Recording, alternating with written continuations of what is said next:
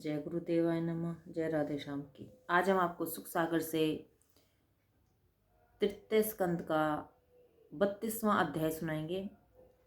सकाम और निष्काम भक्ति का फल तथा कपिलोपाख्यान समाप्ति वर्णन।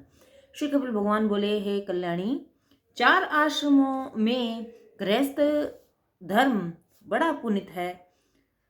यदि इसमें सदैव संयम नियम से रहें तो चारों पदार्थ उसके पूर्ण हो जाते हैं, परंतु जो नियम से ही नहीं रहता उसका जीवन व्यर्थ हो जाता है। कामनाएं उसे नष्ट कर देती हैं। कामना तथा अर्थ के लिए धर्म का दोहन नहीं करना चाहिए। निवृत्ति का मार्ग ही कुछ और है, उसमें ममता और अहंकार को कुछ भी स्थान नहीं है।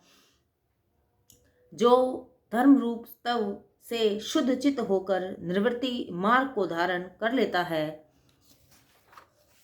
वह निश्चय ही स्वर्गीय स्थानों को प्राप्त करता है और ईश्वर में प्रवेश कर जाता है। ऐसे विरागी और योगी मरने पर भी फिर ब्रह्म को ही प्राप्त होते हैं। अतः हे माता, तुम उन्हीं भगवान की शरण में प्राप्त हो कि जो अमित प्रभाव वाले श्री विष्णु जी हैं, वही इस चराचर भूत के ब्रह्म हैं। वही योग को प्रकट कर सनकादिक योगेश्वरों तथा ऋषियों सहित सगुण ब्रह्म की उपाधि से परिपूर्ण है। वही सबके आदि के ईश्वर और संसार के रचिता हैं। जो ऐसे ईश्वर का त्याग अर्थात श्री विष्णु जी की अमृत कथाओं को छोड़कर असत्य कथाओं को सुनते हैं, रजोगुण गुण और कामनाओं से युक्त धर्म अर्थ और काम का सेवन करते हैं, वे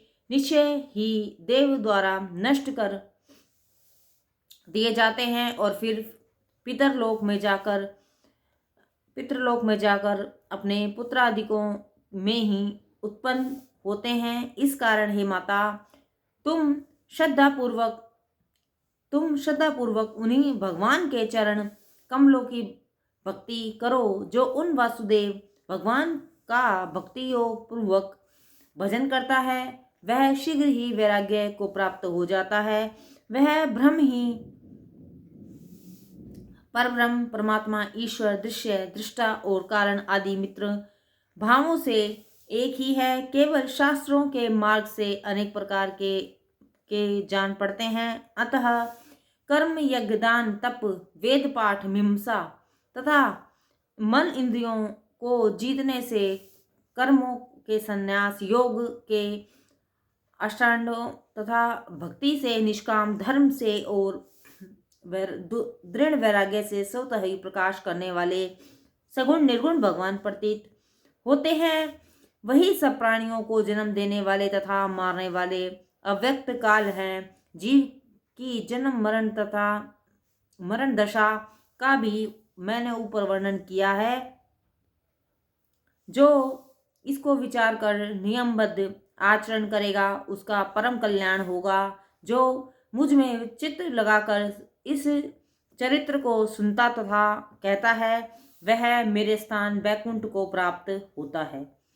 जय गुरुदेवाय नमः। जय राधे श्याम की।